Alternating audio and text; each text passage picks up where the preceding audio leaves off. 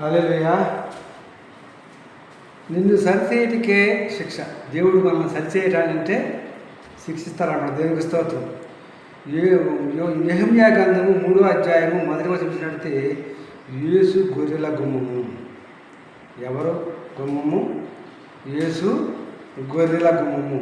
రక్షణకు సాదృశ్యంగా ఉన్నది. సాదృశ్యంగా ప్రతి మనిషి తలుపులు నిలపాలి. దేవునికి స్తోత్రం. కనుక నెహెమ్యా గ్రంథము 3వ అధ్యాయం 3వ వచనం రక్షించబడే వారిని అనేకులను రక్షించడానికి మన వల్ల అనేకులు ప్రభువుని గురించి తెలుసుకుంటున్నావా? నశించున్న నరులను రక్షించడానికి మత్స్యపు గుమ్మమును హుసైనా వంశస్థులలో కట్టింది.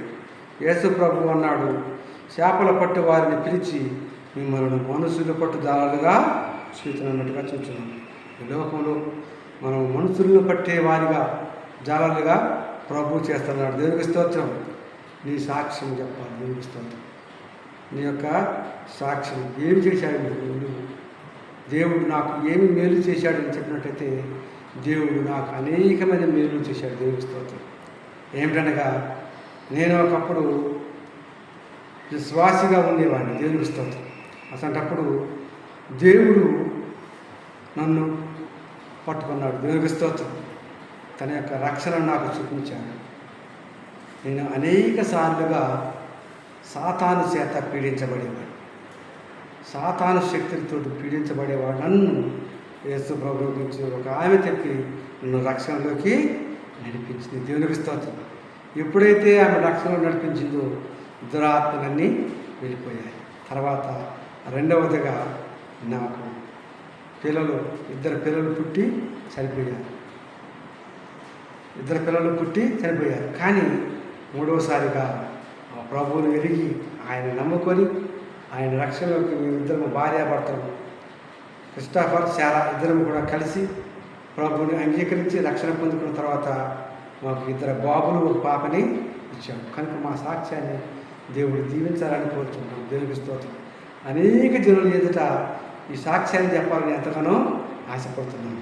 ఆశగల ప్రాణాన్ని తృప్తిపరిచే దేవుడు. దేవునికి స్తోత్రం.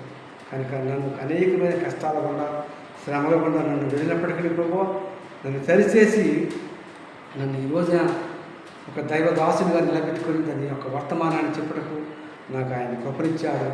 ఆయన ధైర్యం ఇచ్చాడు. ఆయన రక్షణ ఇచ్చాడు. ఆయన ఆత్మనిచ్చాడు. ఆయన యొక్క ప్రేమ నాకు రుచి చూపించాడు. ఈ ప్రేమ అనేక మందిని రుచి చూపించి అనేకులను యేసు వైపును మళ్ళించాలని ప్రయాసపడుతుంది. కనుక యేసు ఈ లోకంలో అనేకమైన శ్రమలు కష్టాలు మనల్ని వేధించవచ్చు. కానీ ప్రభువు నమ్ముకున్న వాడు ఎప్పుడు కూడా ఆ కష్టాల్లోనే యోగుకు ఎన్నో కష్టాలు శ్రమలు వచ్చాయి. కానీ దేవుడు వాటి నుంచి విడిపించి గొప్ప ఉన్నతమైన స్థానంలో నిలబెట్టాడు.